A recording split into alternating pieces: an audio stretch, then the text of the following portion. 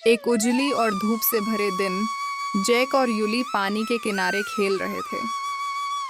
उन्हें जरा भी अंदाजा नहीं था कि कुछ जादुई होने वाला है, कुछ ऐसा जो उनकी पूरी जिंदगी की सबसे यादगार घटना बन जाएगा। जैक पत्थर उठाकर पानी में उछाल रहा था और यूली पानी में तैरती छोटी छोटी मछलियों को देख रहा था। सूरज की रोशनी पानी पर पड़ते ही वह सोने जैसा चमक रहा था। चारों ओर चिड़ियों की मधुर आवाज गूंज रही थी। अचानक यूली ने देखा कि पानी हल्का हल्का चमकने लगा है। जेक, देखो, पानी में कुछ अजीब हो रहा है, उसने हैरानी से कहा। पहले तो जेक हंसा, लेकिन जैसे ही उसने ध्यान से देखा, उसकी आंखें खुली की खुली रह गईं। पानी के अंदर नीली रोशनी घूम रही थी।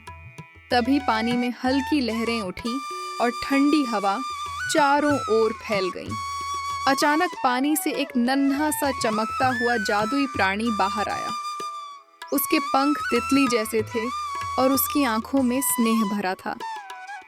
डरो मत, उस प्राणी ने मीठी आवाज में कहा। मेरा नाम लूमो है, मैं इस झील का रक्षक हूँ। जेक और यूली डर के बजाय उत्साह से भर गए। उन्होंने कभी ऐसा दृश्य नहीं देखा था।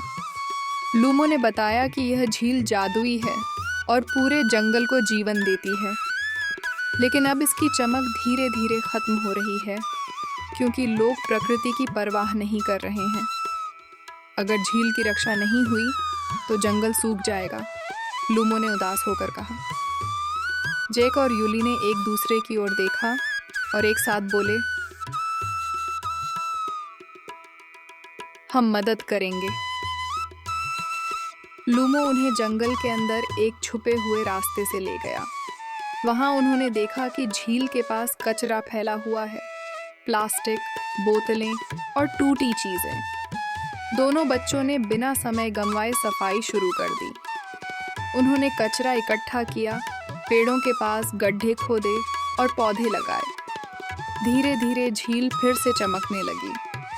अचानक आकाश साफ हो गया और झील से सुनहरी रोशनी उठने लगी।